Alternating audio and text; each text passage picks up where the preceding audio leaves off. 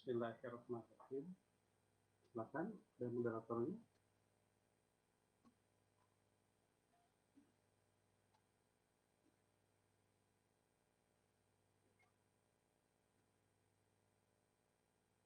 Moderatornya ada?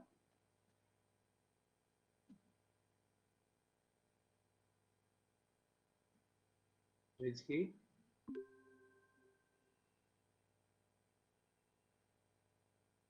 Silakan moderatornya.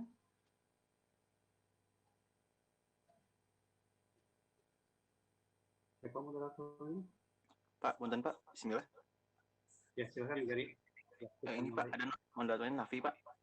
Ya, silakan.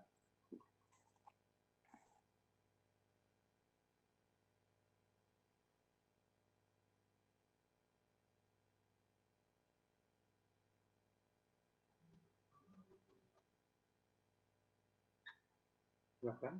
Siapa moderatornya?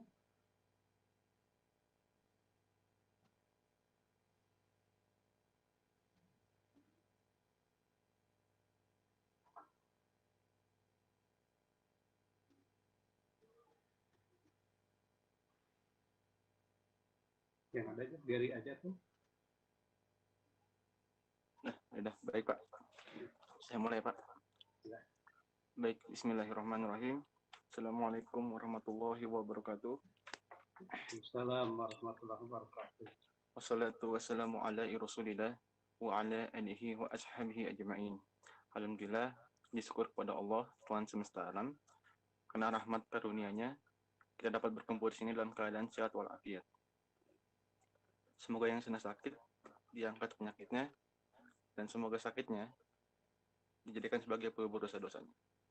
Amin. Tak lupa juga kita mengucapkan salawat serta salam kepada Nabi besar kita, Nabi Muhammad Sallallahu Alaihi Wasallam, yang karena berkat beliau dan atas izin Allah yang membawa kita dari zaman terang benderang, yang dari zaman jahiliyah menuju zaman terang benderang, yakni dinul Islam. Baik, pada kesempatan kali ini kita ada kajian Sahih Bukhari, kajian rutin Sahih Bukhari setiap hari Kamis, yang akan dibawakan oleh guru besar kita semua, yaitu Bapak Dr. Elan Sumarna, MAG. Adapun tahapan dalam kajian ini, yaitu ada 4. Yang pertama tahap pembukaan, yaitu sekarang. Kedua, tahap pematerian. Ketiga, tahap diskusi. Keempat, tahap penutup. Baik, sebelum kita mulai acara kali ini, mari kita ucapkan basmalah bersama-sama. Bismillahirrahmanirrahim. Baik, kepada Bapak Dr. Elan Sumarna, MAG, waktu dan tempat dipersilahkan. Baik, terima kasih. Jadi, Bismillahirrahmanirrahim. Assalamualaikum warahmatullahi wabarakatuh. Alhamdulillahirabbil alamin. Wal aqibatu lil muttaqin. Wala udwana illa 'alal zalimin. Asyhadu an la ilaha illallah wahdahu la syarikalah wa asyhadu anna Muhammadan abduhu wa rasuluhu la nabiyya ba'dah. Allahumma shalli wa sallam ala sayyidina mursalin Muhammadin wa ala alihi wa sahbihi ajma'in. Amma ba'd. Ayyuhal hadirun, a'azzakumullah, usikum wa iyaya bitaqwallah faqad fazal muttaqin. Hadirin hamba Allah yang budiman, alhamdulillah pada kesempatan sore ini kita bisa kembali bersua dalam kajian hadis, yakni kajian hadis Bukhari, yang pada kesempatan ini kita masih berbicara tentang kitabul ilmi. Jadi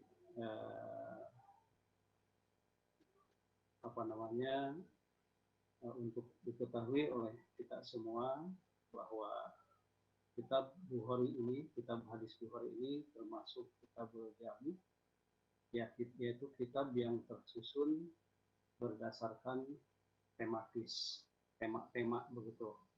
Nah, yang sudah kita lalui itu adalah tema tentang kitabul Bada'il Wahyi, tentang kitab permulaan turunnya wahyu, itu alhamdulillah sudah kita bahas. Nah, sekarang kita sudah masuk, sesungguhnya sudah pertengahan masuk kepada tema yang berikutnya, yakni tema tentang kitabul ilmi, tentang ilmu. Hanya sebagaimana diketahui hadirin sekalian, ini bagi mereka yang baru bergabung, bahwa kitabul ilmi ini juga sudah sampai kepada hadis, sekitar hadis ratusan pada waktu kita offline. Namun karena pandemi itu beberapa saat terhenti, dan kemudian kita mulai lagi dalam kondisi lebih baik.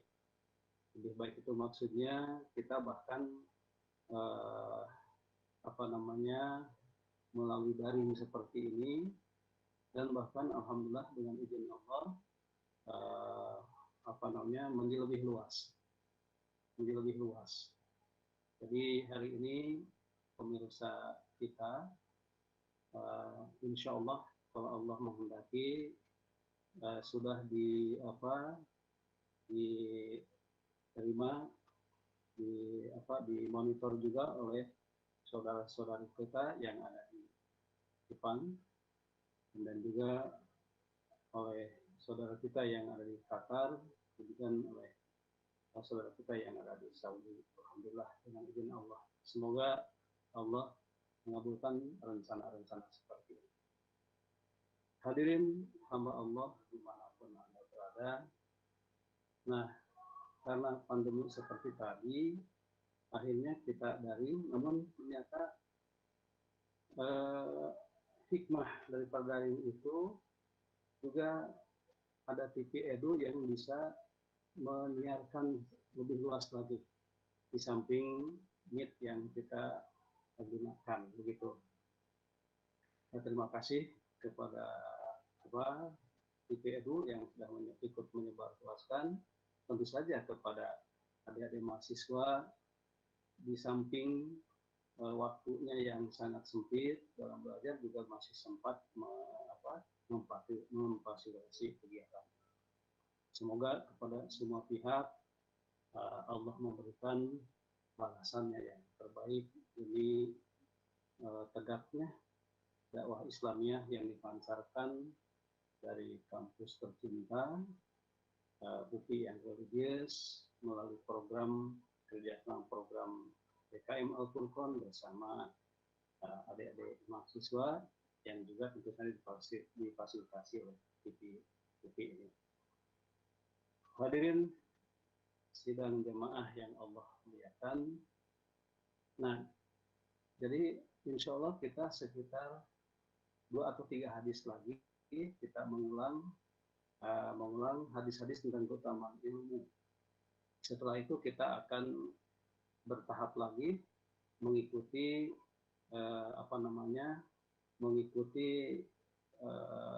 alur daripada kitab itu sendiri.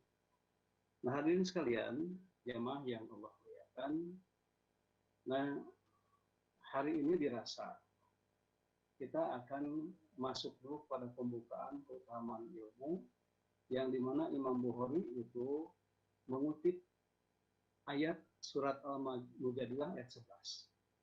Jadi ini bukan tafsir ayat ya, hadirin sekalian, tapi karena memang Imam Bukhari sendiri membuka kitab ilmu itu dengan ayat ini. Bisa dibuka oleh hadirin sekalian yang punya kitab Bukhari-nya. Kitab Bukhari-nya bisa beli, atau lebih bagus lagi bisa download di internet. Karena kita ini sekarang musim e-book. Nah, hadirin sekalian, jamaah yang Allah muliakan, di pembukaan kitab ilmu itu ada bab tentang keutamaan ilmu. Nah, pada bab keutamaan ilmu itu, Imam Bukhari sengaja meluangkan waktunya untuk mengutip Quran surat Al-Mujadilah ayat 11. Di sini Allah Subhanahu wa taala berfirman, A'udzubillahi minasyaitonirrajim.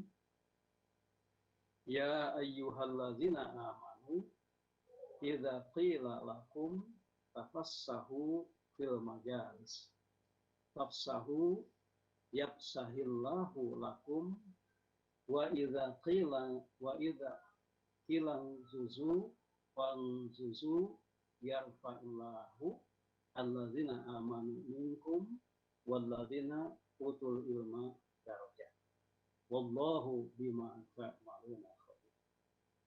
Surat Al-Maidah ayat 11. Hadirin sekalian, di sini Allah berfirman, ya ayyuhalladzina amanu, wahai orang-orang yang beriman, idza qila lakum, apabila diceritakan kepada kalian, ini ada tafassahu, nah gitu ya, apabila dikatakan kepada kalian, berlapang-lapanglah kalian fil majalis, di dalam berbagai majelis.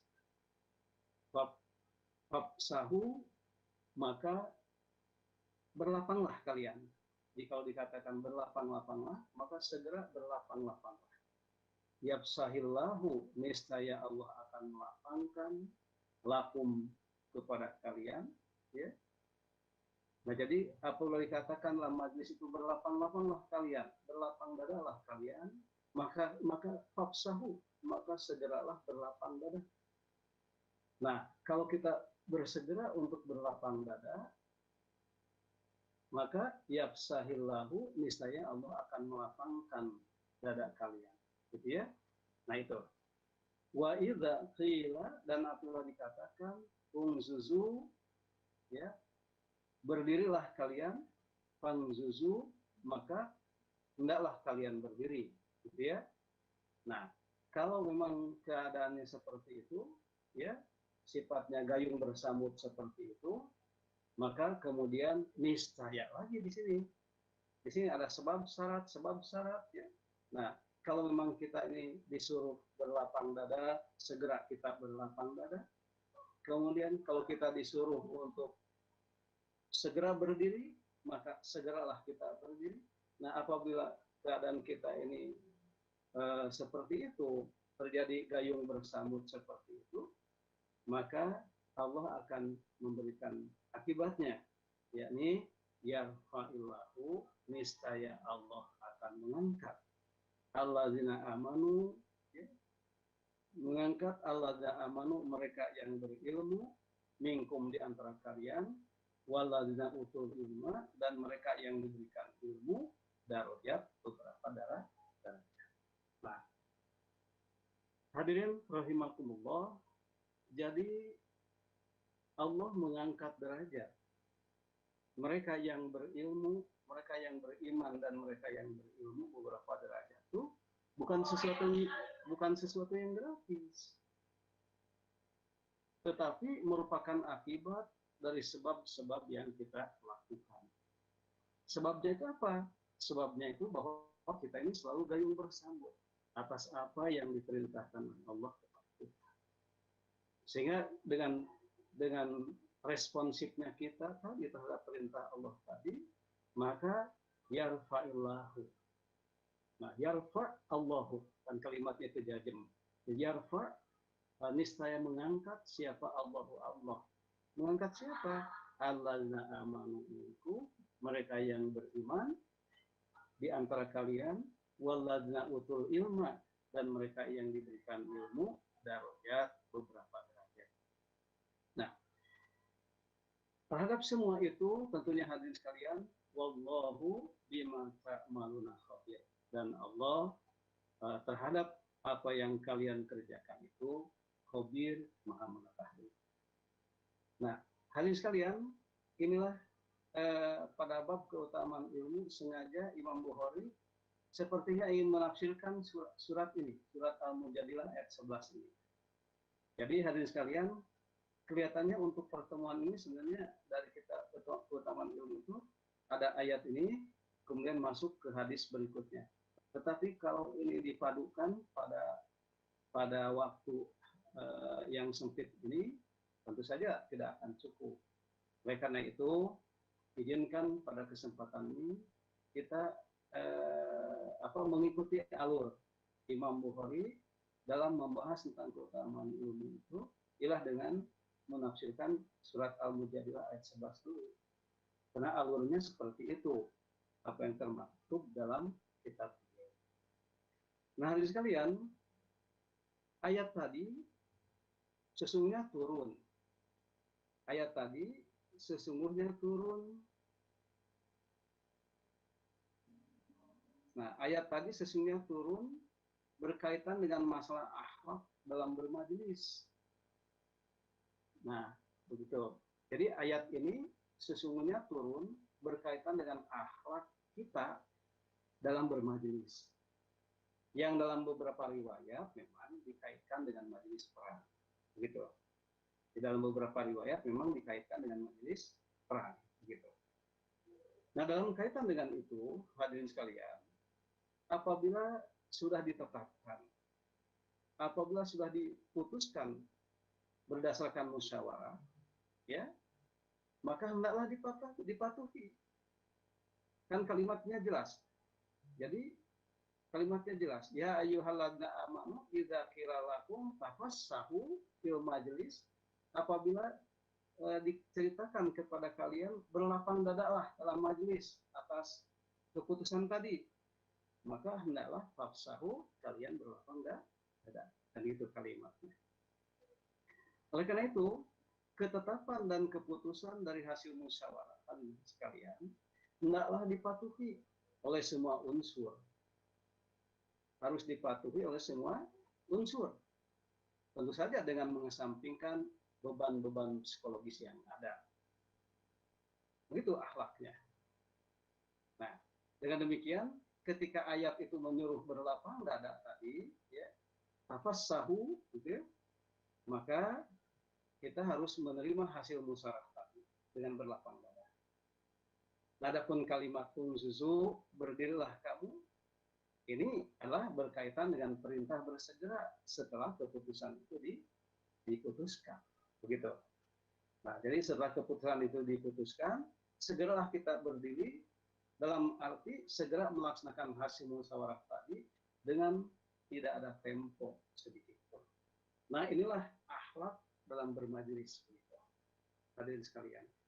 Akhlak yang, jadi akhlak kita dalam bermajelis itu, kalau sudah diputuskan sebuah ketetapan begitu, maka segera kita berlapang dada untuk menerima hasil musyawarah tadi, begitu, ya, dan segera untuk melaksanakannya dengan tidak ada tempo sedikit pun. Kenapa begitu? Sebab kalau kita bertempo, ya, bertempo, maka di sini setan akan masuk memanjangkan angan-angan, ya, karena tentu saja sebagai manusia, kita sebagai manusia atas keputusan-keputusan yang sudah ditetapkan, mungkin ada yang berkenan, mungkin ada yang tidak berkenan.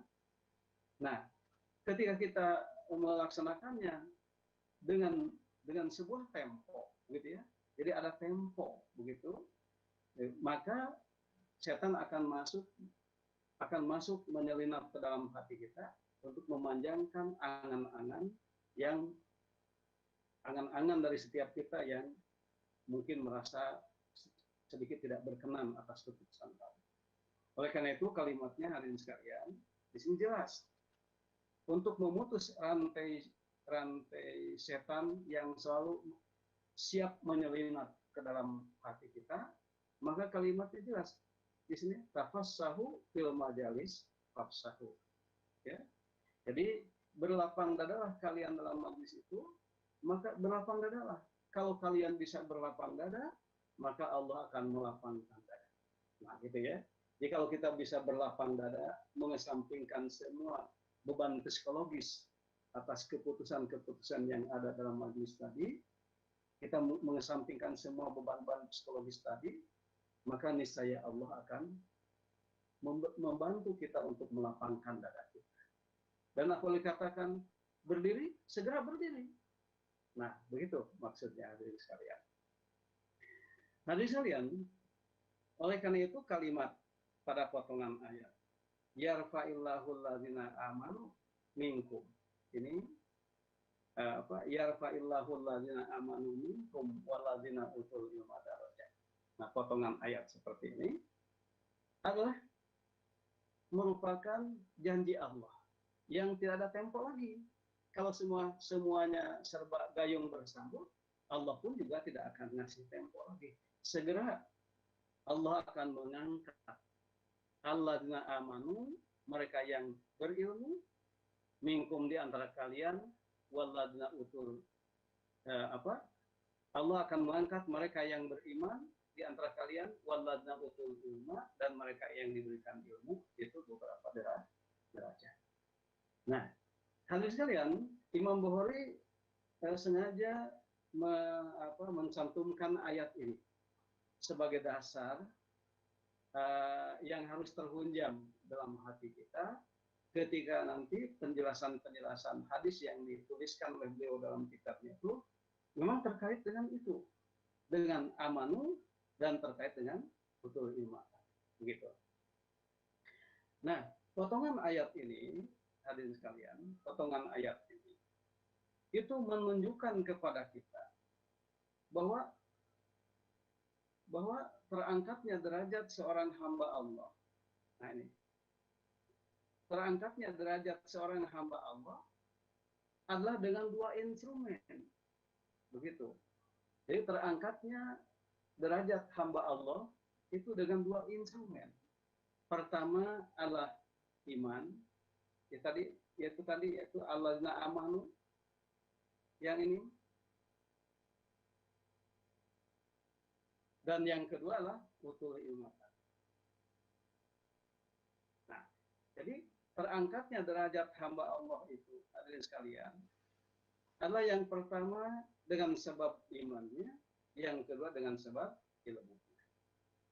Nah, coba kita lihat dengan sebab imannya. Hadirin sekalian, dimanapun Anda berada, para pemirsa, kaum muslimin, muslimat, baik yang ada di net maupun yang ada bergabung di TV Edu, di TV UPI maksudnya, dimanapun Anda berada. Nah, jadi dua instrumen tadi, iman dan ilmu. Itulah dua hal yang bisa mengangkat derajat seorang hamba Allah. Nah, coba kita lihat dengan kalimat walladzina amanu, iman tadi. Nah, hadirin sekalian, bahwa yang dimaksud dengan pembahasan iman di sini adalah kembali kepada bahasan tentang bahwa secara prestatif orang Islam itu dibagi 3 tingkat. Ada muslim, ada mukmin, dan ada muhsin. Nah, begitu. Penjelasannya itu sesungguhnya sudah disampaikan dalam bahasan-bahasan lain, dalam bahasan-bahasan kita di belakang, tentang hadis Jibril itu. Dan hadis Jibril itu ketika Rasulullah dengan para sahabatnya tengah bermajlis, begitu ya. Ketika Rasulullah dengan para sahabatnya tengah bermajlis, tiba-tiba datang seseorang dengan keadaan yang aneh. Disebut keadaan yang aneh itu adalah bajunya serba putih, tetapi tidak nampak berdebu. Kemudian rambutnya hitam kelam, tidak nampak bekas-bekas perjalanan jauh. Padahal di Arab itu tentu saja ada gurun pasir yang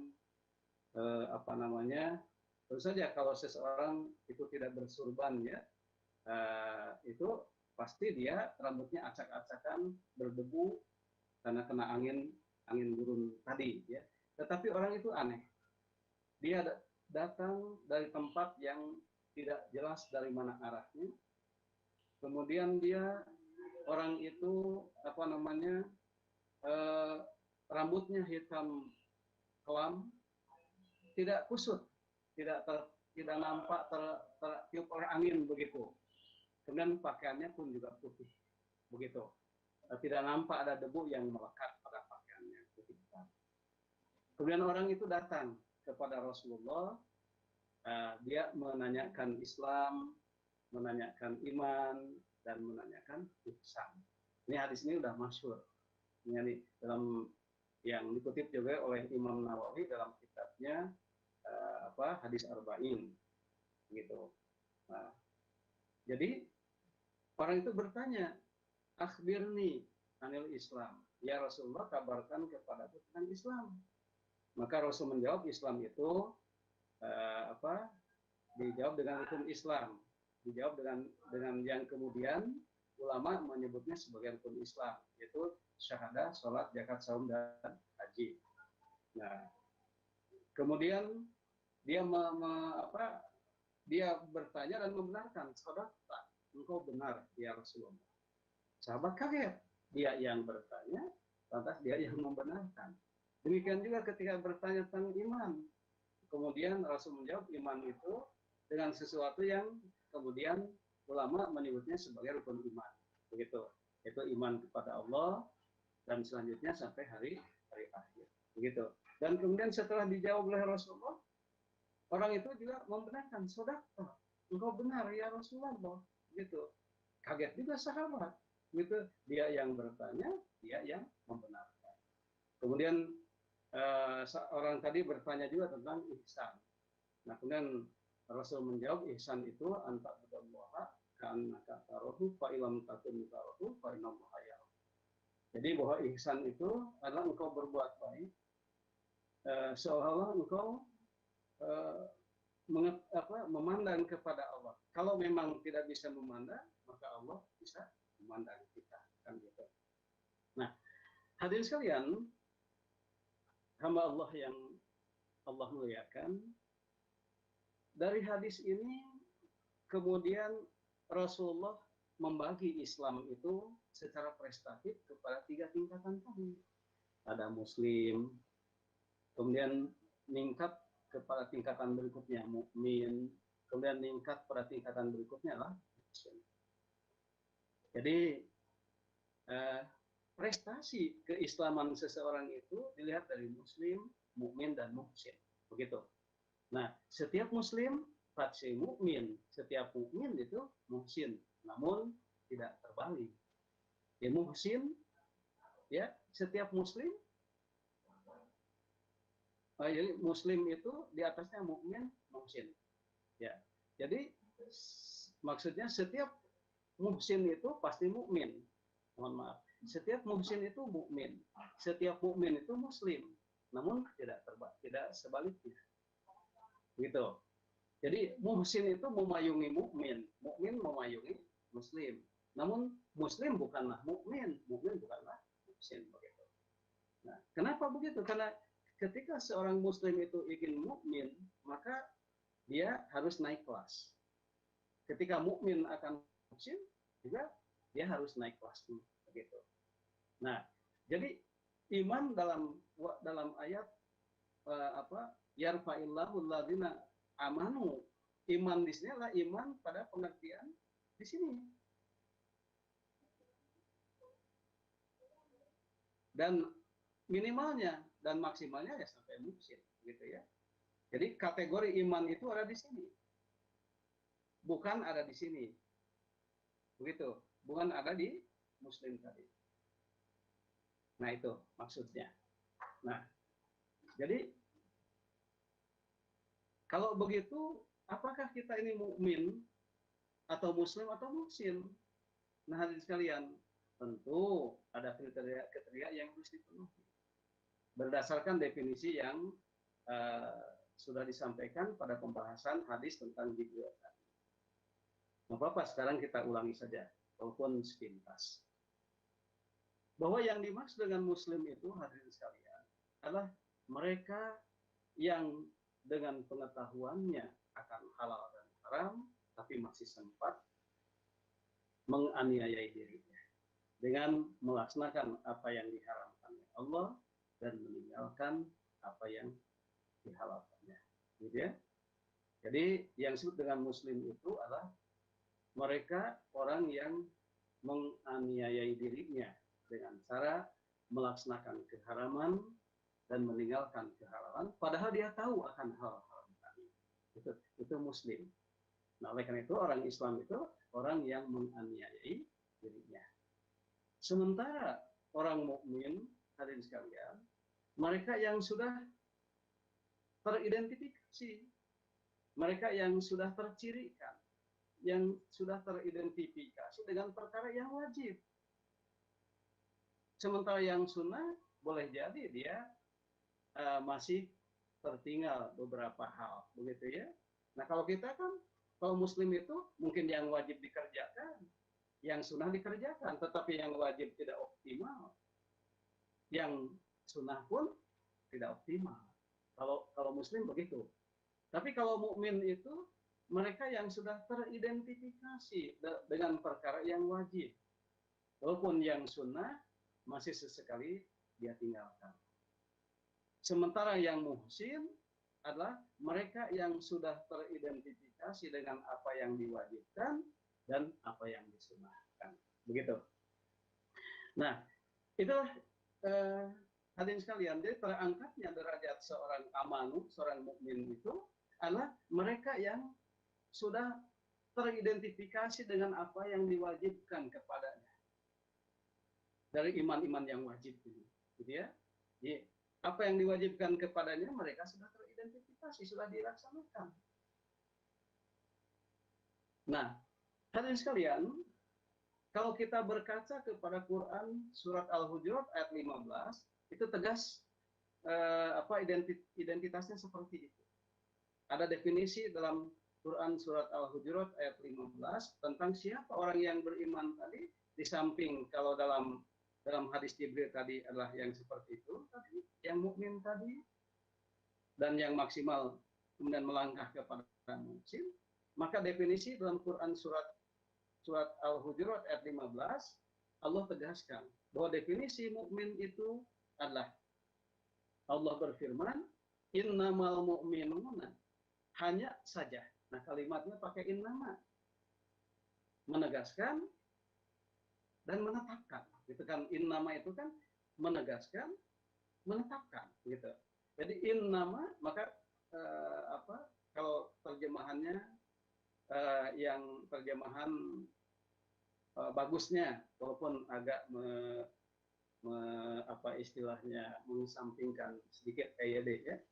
Jadi innama, hanya saja, atau hanya saja.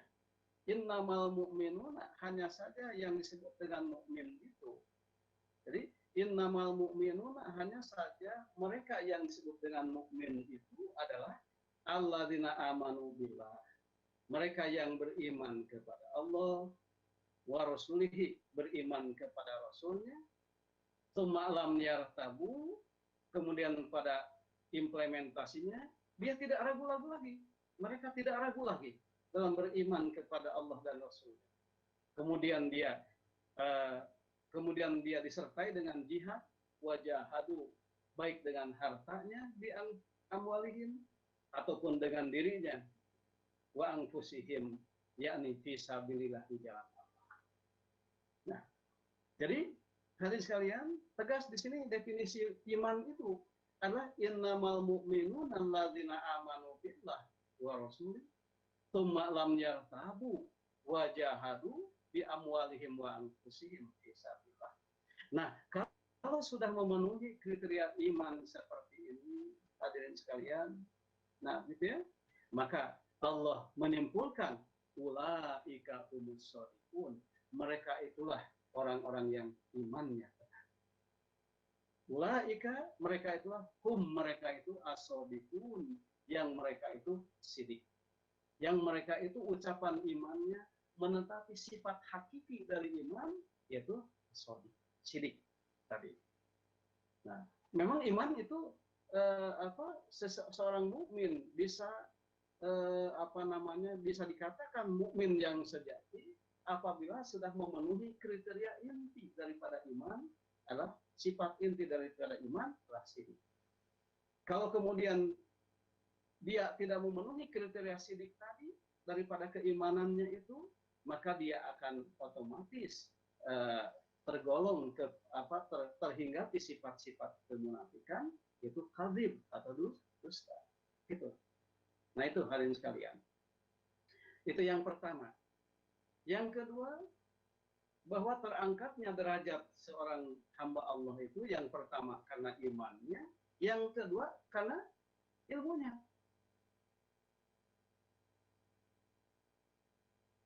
dimaksud dengan mereka yang diberi ilmu dalam ayat tadi, hadirin sekalian, adalah mereka kaum mukminin.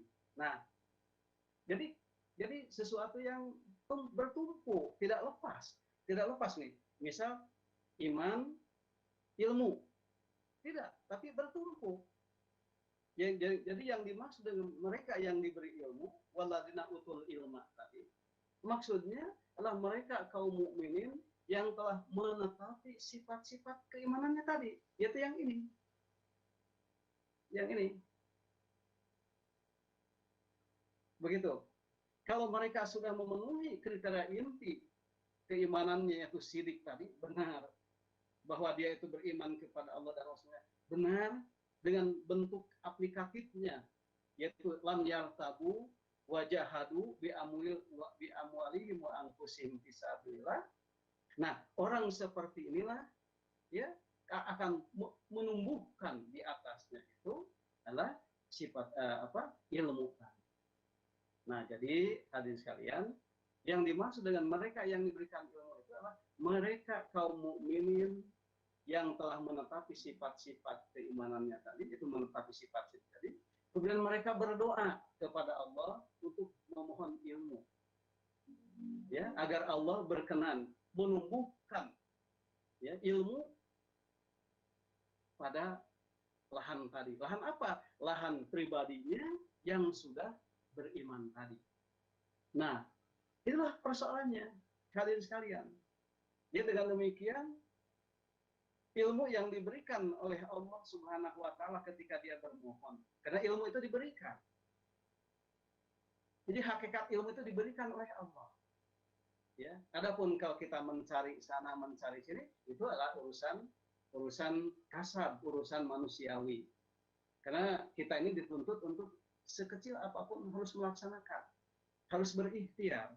Nah, soal kemudian tiba-tiba ilmu itu besar atau kecil, ya tergantung kehendak Allah dan tergantung kepada lahan itu. Lahan itu apa? Pribadi kita, diri kita yang sudah beriman tadi, yang sudah menetapi kepada nilai-nilai syirik tadi, tiba-tiba dia berdoa kepada Allah, ya Allah berikanlah ilmu. Maka Allah berikan sekecil menumbuhkan di lahan iman itu, di lahan diri kita itu, sekecil pengetahuan, sekecil ilmu yang kemudian daripadanya tumbuh subur. Ilmu tadi kemudian tumbuh subur seperti itu. Ingat hadirin sekalian, ketika kita membahas tentang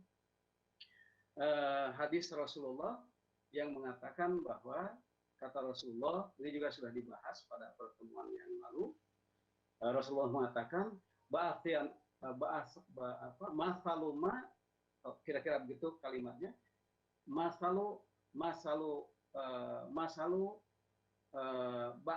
masaluma ba'asaniyallahu bihi minal ilmi wal huda. Nah, ya, perumpamaan apa yang aku bawa itu berupa ilmu dan petunjuk, ya, adalah perumpamaan seperti air hujan dan tanah. Nah, begitu. Air hujannya itu ilmu dan petunjuk tadi. Nah, tanah itu ya diri kita tadi. Nah, tiba-tiba air hujan yang menimpa bumi tadi, menimpa tanah itu terbagi 3. Begitu dalam hadis tadi. Nah, ada tanah yang bisa menahan air hujan. Kemudian daripada air hujan itu tumbuhlah rerumputan, alang-alang yang banyak. Begitu, sehingga memberikan kehidupan manusia yang ada di atasnya. Nah, ada tanah yang kedua, yaitu tanah kering, tanah gurun, tetapi masih bisa menyimpan air. Sehingga dari tanah kering itulah yang masih bisa menyimpan air tadi, tumbuhlah oase-oase, kumbangan-kumbangan di mana-mana yang daripadanya tumbuh juga tanaman yang lainnya. Begitu, sehingga orang bisa hidup di sana. Nah, ada tipe tanah yang ketiga, itu tanah yang tidak bisa menyimpan air. Ya, mungkin berupa lembah-lembah, ya, atau tanah datar, ya tanah lembah-lembah yang air itu terbuang ke hilir, begitu. Nah, tanah yang dimaksud itu dalam ayat ini, kalau dikaitkan dengan ayat ini adalah alladzina amanu tadi.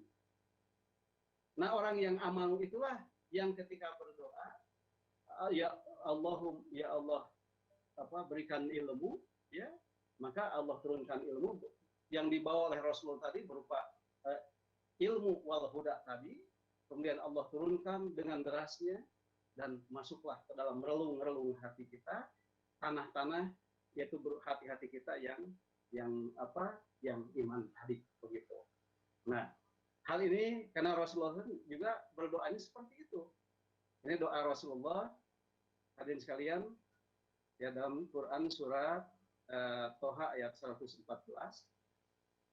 Allah berfirman, Fata'allahu Fata'alallahu al-Maliku. Maha tinggi Allah, al-Maliku, Allah itu al-Malik, al-Haqqu, dan yang hak, ya. Di maha tinggi Allah, yang Allah itu al-Malik dan al-Haq, yang Allah itu al-Malik serta al-Haq, begitu. Nah, kemudian Allah firmankan, wala taj'al bil Qur'an min qabli an yubdo ilaika wahyu. Nah, jadi janganlah engkau Muhammad bersegera dalam menyelesaikan Quran, ya, membaca Al-Quran, ya, atau ya, jangan bersegera, jangan terburu-buru sebelum selesai wahyu itu kepada. Oke. Nah, tetapi yang dimaksud itu adalah kalimat wa qurbi zidni ilman. Ini doa Rasulullah, ya, sebagaimana Allah perintahkan kepada Rasulnya, waqul, dan berdoalah engkau Muhammad, ya, Rabbi zidni ilman. Ya Allah, wahai Rabb, tambahkan kepadaku ilmu. Jadi ilmu itu memang diberikan oleh Allah. Begitu, ilmu itu diberikan oleh Allah. Nah, akan tumbuh subur ilmu itu dalam lahan tadi, asal lahan iman tadi. Tumbuh subur. Jadi ilmu itu ibarat tanaman, kalau begitu hadirin sekalian. Ibarat tanaman yang terus bercabang, naik ke angkasa, ya, bercabang, kemudian berdaun lebat, naik ke angkasa, dan pada akhirnya berbuah, begitu. Yang buahnya berupa akhlak mulia. Gitu. Nah, dan sekalian, oleh karena itu jelas bahwa siapa sesungguhnya orang yang berilmu itu. Orang yang berilmu itu tidak lain adalah mereka sebaik-baiknya orang yang beriman, kalau begitu. Jadi orang yang berilmu itu tidak lain dan tidak bukan adalah mereka yang sebaik-baiknya beriman. Jadi mereka yang sebaik-baiknya orang yang beriman, sebagaimana disebut dalam Quran surat Al-Imran ayat 7. Allah berfirman, "Wallazi anzala 'alaikal kitab." Dialah yang menurunkan kepadamu Muhammad Alkitab. Minhu, dari Alkitab tadi ada ayatun muhkamatun. Ada ayat-ayat yang muhkamat, yang tetap petunjukannya, dan ayat-ayat itulah yang kemudian menjadi umul kita, menjadi pokok daripada wahyu tadi, gitu ya. Wa ukhra, adapun selainnya mutasyabihat. Nah, selainnya yang mutasyabihat. Nah, persoalannya pada ayat mutasyabihat itu. Adapun orang-orang yang fi qulubihim zaygun, adapun terhadap orang-orang yang hatinya tidak beriman dengan benar, masih ada penyakit yang mengendalikan dirinya, maka fayat tabiuna matasyabah. Mereka mengikuti mencari celah dalam ayat-ayat yang tasyabah tadi. Kenapa? Ya tadi ibtigo al fitnah, karena hendak mencari fitnah. Ya, hendak mencari fitnah, kan dasarnya tadi fi qulubihim zaygun. Ada penyakit dalam hatinya. Sehingga dengan ada penyakit dalam hatinya, mereka mencari celah dari ayat-ayat yang mutasyabihat tadi. Karena ya mereka ingin dengan celah itu melahirkan fitnah kepada kaum mukminin, begitu. Nah, dan kemudian wabtigo ta'wilihi, dan mencari takwil-takwilnya. Ya tentu saja dalam rangka membenarkan motivasi-motivasinya, membenarkan hawa nafsunya, begitu. Mencari fitnah, dicarilah fitnah-fitnahnya. agar apa yang dia lakukan dari hawa nafsunya tadi itu dilegitimasi oleh ayat-ayat tadi. Atau dalam bahasa lain, mereka itu melakukan cocok logi. Ya, melakukan cocok logi begitu. Nah, padahal wa may ya'lamu ta'wilahu, tidak ada yang bisa mengetahui akan takwilnya tadi. Illallah, kecuali Allah. Nah, kalimat yang ingin kita fokuskan adalah di sini sekalian. Nah, di sini. Ya. Nah, jadi warasihuna fil ilmi. Nah, adapun mereka yang dalam, yang amat mendalam pemahaman ilmunya. Ya. Karena tadi pemahaman ilmunya tadi, mereka tuh mengatakan, ya, yaquluna, mereka mengatakan amanna bihi, kami mengimaninya.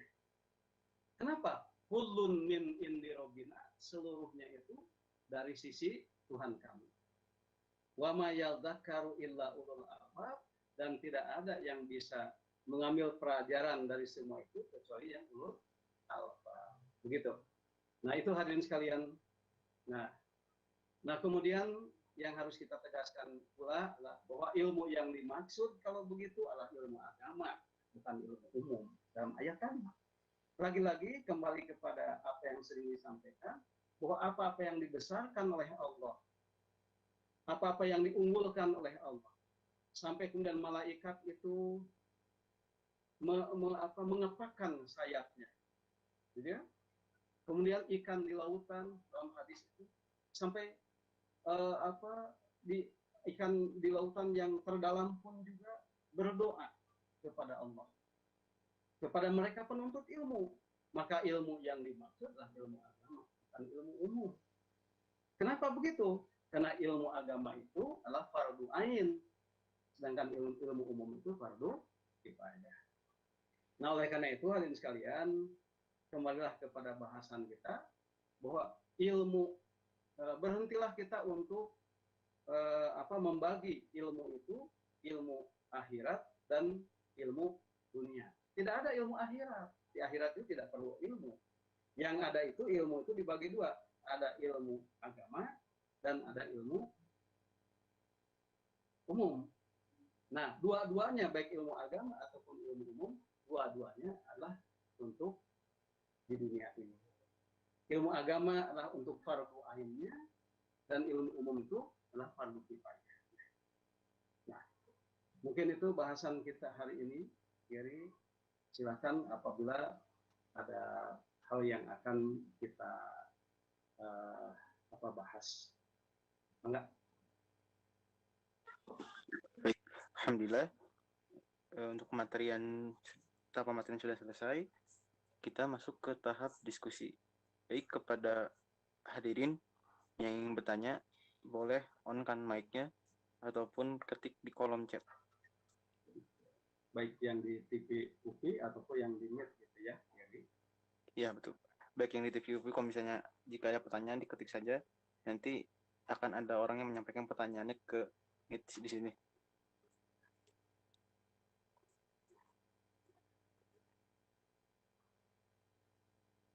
Jadi sambil menunggu pertanyaan, jadi mohon maaf mungkin hadirin sekalian bahwa pada kesempatan ini kita tidak ngaji hadis, tapi ngaji ayatnya dulu, karena memang Imam Bukhari mengutip ayat itu dulu sebelum masuk ke hadis-hadis yang dia kutip.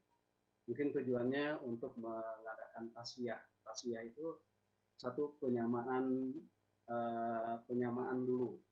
Nanti akan ada hadis-hadis tentang yang saya sampaikan tadi, gitu. Itu hadirin sekalian. Nah, ada pertanyaan di kolom chat, Gary? Atau silakan mungkin hadirin, baik hadirin mahasiswa yang akan bertanya, silakan baik lewat chat di Meet ataupun di TV UPI. Kalau yang akan langsung boleh, yang akan langsung untuk buka mic di Meet. Nah, Silakan. Kalau saya mau dasar boleh nanya nggak Pak? Boleh, boleh. Boleh. Di sini pemain wasit sepak bola boleh ya Pak. Silakan. Baik, siap. Bismillah Pak. Saya waktu itu mungkin pernah mendengar beberapa pendapat bahwa ilmu itu, misalnya tidak semua ilmu itu ada yang bermanfaat. Ada juga saya pernah mendengar pendapat bahwa kayak misalnya ilmu filsafat dan sebagainya gitu yang berhubungan dengan hal itu. Ada beberapa pendapat di mana ilmu itu ulama mengatakan ilmu itu kurang bermanfaat atau tidak bermanfaat gitu Pak. Sementara itu kan maksudnya ilmu umum Pak. Nah itu apakah ilmu yang tadi disebutkan tadi eh, ada manfaatnya nggak Pak? Maksudnya itu dalam artian termasuk ilmu umum kah? Dan apakah eh, ada manfaatnya nggak Pak untuk kehidupan misalnya Pak? Ya, baik. Bagus pertanyaannya dari wasit kita yang ikut main bola. Nggak apa-apa. Di sini nggak apa-apa. Ya hanya di sepak bola nggak boleh. Ya. Nah, jadi hadirin sekalian, pertanyaan yang sangat bagus dari saudara Dewi bahwa apakah ilmu umum itu bermanfaat? Tentu saja kalau dilihat dari kemanfaatan secara umum itu bermanfaat, begitu ya. Hanya persoalannya kemanfaatan itu kalau karena ilmu umum itu kan sifatnya bebas nilai, ya bebas nilai maksudnya ilmu umum itu tidak berbicara baik dan buruk. Ilmu ekonomi tidak berbicara tentang baik dan buruk, begitu. Lebih berbicara tentang surga dan neraka juga, gitu. Nah, jadi kalau dikatakan ilmu itu bermanfaat, ya tergantung kepada orang yang memilikinya. Kalau orang kafir, maka paling banter aspek kemanusiaan yang jadi dasarnya. Dan tentu saja aspek kemanusiaan itu amat relatif. Sementara tidak ada manusia yang netral dalam sisi ideologi, begitu. Tidak ada manusia yang netral dalam sisi ideologi, dari sisi ideologi, begitu. Oleh karenanya, hadirin sekalian, karena manusia itu tidak ada yang netral pada sisi ideologi, maka boleh jadi ilmu umum yang dimilikinya ya dipakai untuk kepentingan kecondongan dirinya, begitu. Ya, syukur kalau dia itu misalnya secara budaya lah orang yang baik, mungkin bisa relatif baik dipakai. Tetapi masalahnya kalau dia itu memang seperti itu, ya itulah kejadiannya, begitu. Coba kita lihat sekarang perkembangan daripada teknologi komunikasi. Sekarang ada yang menemukan bahwa orang bisa men-setting wajah seseorang mirip dengan yang lain, kan begitu. Nah, ya kemampuan itu kan tidak ada yang menuntun ke arah baik atau buruk, begitu. Nah, oleh karena itu, kalau dilihat dari kemanfaatan tentu bermanfaat, ya dari sisi keumuman, tetapi tetap rentan karena manusia itu tidak ada yang netral dari sisi ideologi. Nah, oleh karena itu ilmu umum itu akan bermanfaat dan akan memberikan pahala yang mulia, ya di dalam sisi pandang Allah kalau ilmu umum itu tumbuh tegak dimiliki oleh seorang mukmin tadi, begitu. Oleh seorang mukmin tadi. Mukmin yang mana? Tadi mukmin yang iman tadi. Itu mukmin yang iman tadi.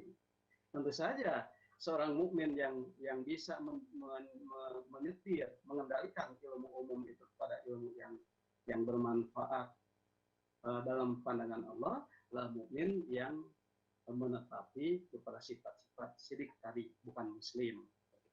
Itu maksudnya. Baik, itu Gary. Oleh karena itu proporsinya tetap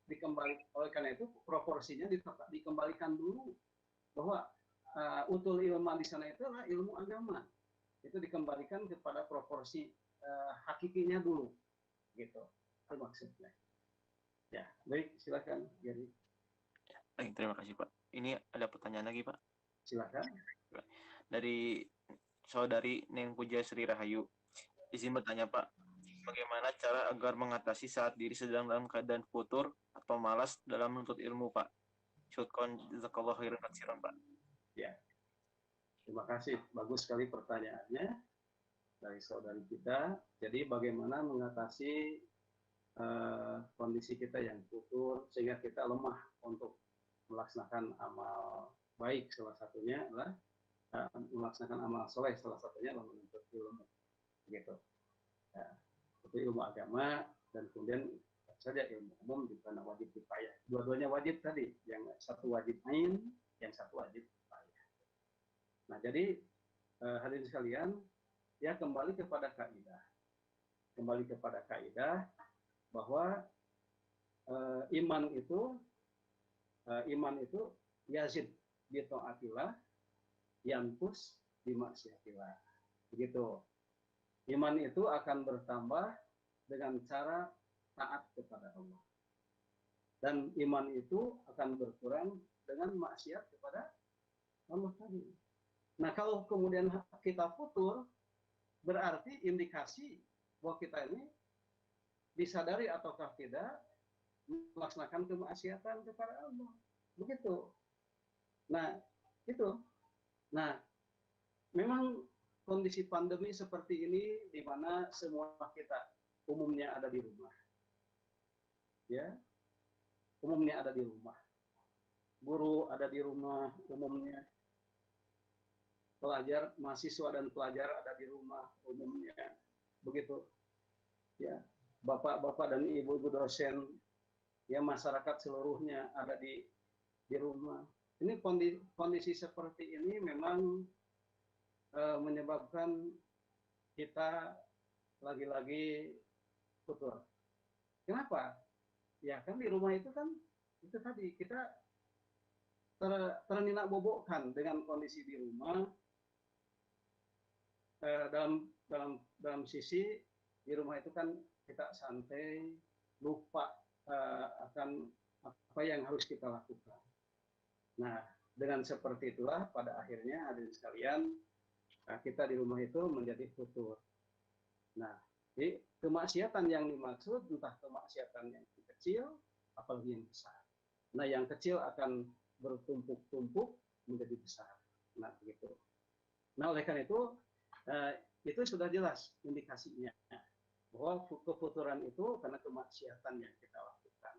Entah kemaksiatan itu mungkin karena kita terlalu banyak nonton TV, kita di rumah itu kita banyak nonton TV, banyak banyak melakukan membuka game-game di internet begitu, kemudian membaca hal-hal yang tidak perlu.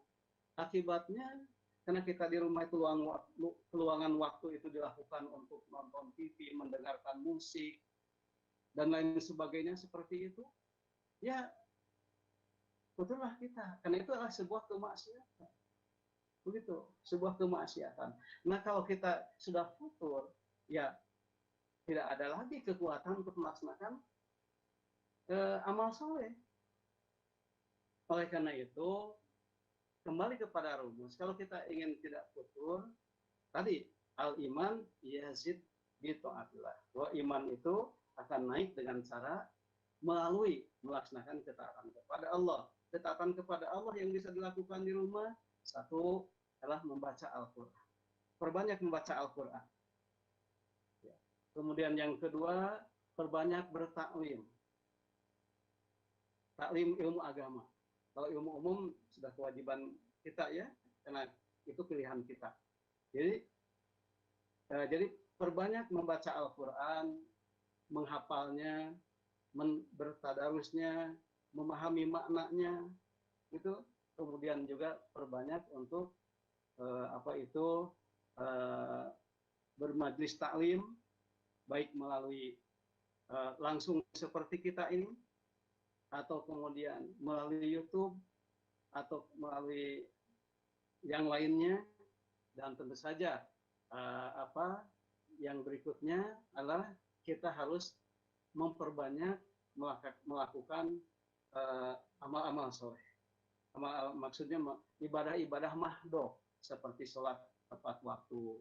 Kalau yang laki-laki usahakan terus ke masjid, kemudian sholat tahajudnya, duhanya kalau bisa, begitu ya. Nah, seperti itu. Nah, kemudian juga banyak berbincang dengan teman-teman kita yang solih dan solehah, gitu ya, teman-teman kita yang soleh.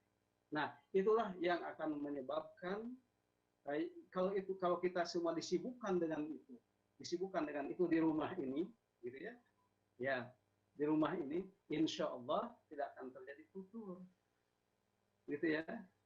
Itu ini kalian. Jadi kalau kita futur itu ada indikasi bahwa kita lebih banyak melakukan amal ya kemaksiatan. Salah satunya diantaranya mungkin di rumah itu banyak nonton TV, gitu ya, banyak. Ya kalau sudah nonton kan kita terjebak, tidak bisa terkendali. Menonton boleh, tetapi maksudnya siap-siap untuk jangan sampai terjebak. Jadi kemudian juga ya banyak mendengarkan musik ya, itu dan lain sebagainya, itu banyak hal-hal yang tidak berguna semua kita lakukan. Ya tentu saja itu menyebabkan kita gitu. Itu Gary. Ya. Baik, alhamdulillah. Pertanyaan kedua sudah terjawab. Mungkin ini Pak, ada 2 pertanyaan terakhir Pak. Ya, silakan. Ya, baik, pertanyaan ketiga. Izin bertanya moderator, punten Bapak, apakah tuntutlah ilmu hingga ke negeri Cina itu merupakan teks hadis? Terima kasih. Ya, baik. Pertama, hadis itu masih bermasalah. Hadis itu masih bermasalah secara rawi dan sanad. Dalam pengertian umumnya ulama menolak hadis itu sebagai sebuah hadis yang sahih. Bahkan ada yang menyatakan bahwa hadis itu hanya peribahasa, gitu. Ya. Tetapi secara sejarah ada beberapa sahabat Nabi yang diutus ke negeri Cina untuk berdakwah di sana, begitu. Di sebuah provinsi yang ya hari ini paling banyak muslimnya ya, provinsi apa namanya itu sana. Yang kemudian dari provinsi itulah ada yang berkelana ke Nusantara, salah satunya Laksamana apa ya Laksamana Singho itu ya, apa namanya lupa ya. Nah itu. Nah, jadi secara aspek sejarah memang ada kontak antara Rasulullah dengan negeri Cina itu melalui pengiriman utusannya untuk berdakwah di sana. Namun hadis tadi masih dinilai oleh umumnya ulama ahli hadis bahwa hadis itu kurang kuat. Dan ada yang mengatakan itu bukan hadis, berbahasa. Nah begitu diantaranya. Namun lepas dari itu, kita melihat dari fakta sejarahnya, semua sahabat Nabi itu sudah disebarkan ke belahan dunia, termasuk ke Cina. Tapi ada juga yang mengatakan Cina di sana bukan Cina itu katanya. Ada juga yang mengatakan Cina di sana boleh jadi timur jauh, dalam arti Nusantara, begitu. Ada juga yang mengatakan, karena memang sahabat Nabi juga ada yang sampai ke Aceh. Bahkan beberapa penutur sejarah, walaupun masih diperdebatkan, itu ada yang dari kalangan bangsawan dari kerajaan Galuh di Jawa Barat itu, ada yang telah jumpa dengan sahabat.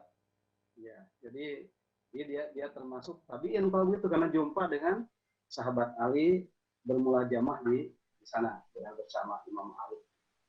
Bahkan ada katanya ada yang terjadi membantu peperangan pada waktu ya, jadi begitulah ya. Jadi seperti itu. Jadi paling tidak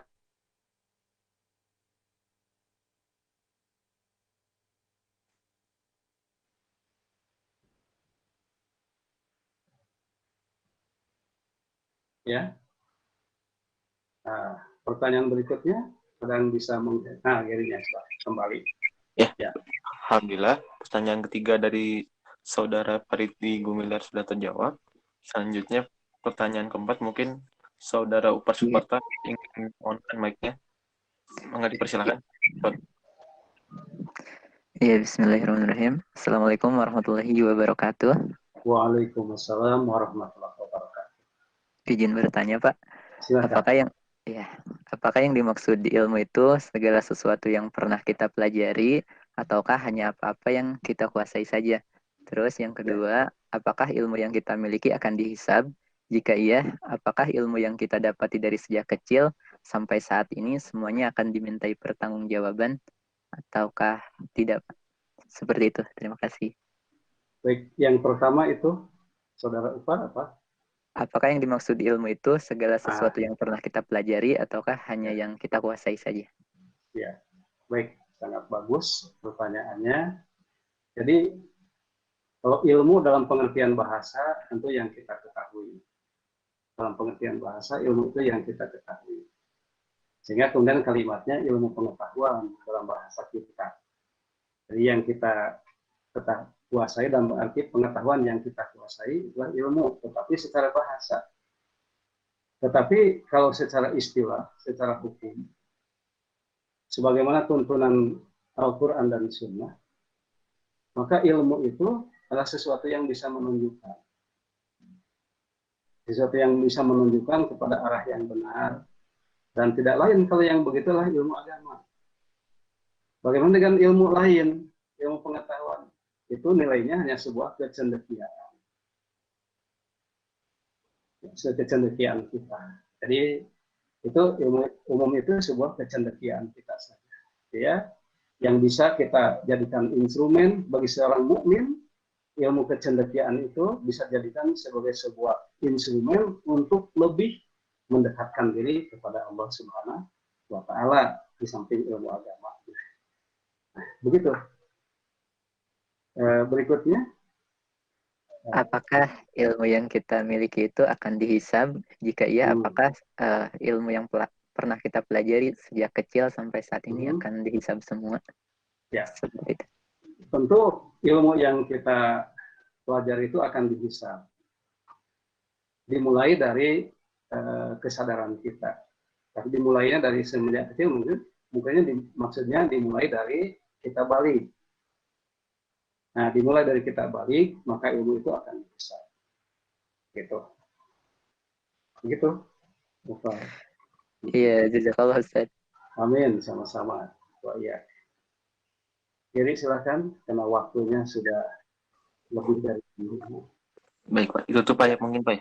Ya, jadi sebelum ditutup, hadirin yang Allah banggakan, yang Allah muliakan, baik adik-adik mahasiswa, Bapak Ibu dosen yang terhormat, para karyawan yang terhormat, juga tidak lupa masyarakat di seluruh Nusantara, dan terlebih katanya kami sekalian, kita ini juga disaksikan oleh beberapa saudara kita yang ada di Jepang, yang ada di Qatar, juga ada di Saudi, juga menyaksikan program kita. Masya Allah, mudah-mudahan Allah memberkati semua kita dan meluruskan jalan kita menuju jalan yang terbaik.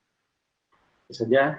Wasyhadu anna muslimun. Assalamualaikum warahmatullahi wabarakatuh. Baik, alhamdulillah kajian pada sore hari ini sudah selesai. Terima kasih kepada hadirin yang sudah menyempatkan waktunya untuk hadir pada majelis kajian ini. Semoga dengan kita menghadiri majelis ilmu ini, kita mendapatkan pahala menuntut ilmu, ya. Dan terutama pahala tersebut akan berbalik kepada pemateri kita, yaitu guru besar kita, Bapak Dr. Alan Sumana, MAG. Baik, kurang lebih mohon maaf jika ada salah kata dari saya sebagai moderator. Kita akhiri dengan doa kifaratul majelis. Subhanakallahumma wa bihamdika asyhadu alla la ilaha illa anta astaghfiruka wa atubu ilaik. Saya pamit undur diri. Wassalamualaikum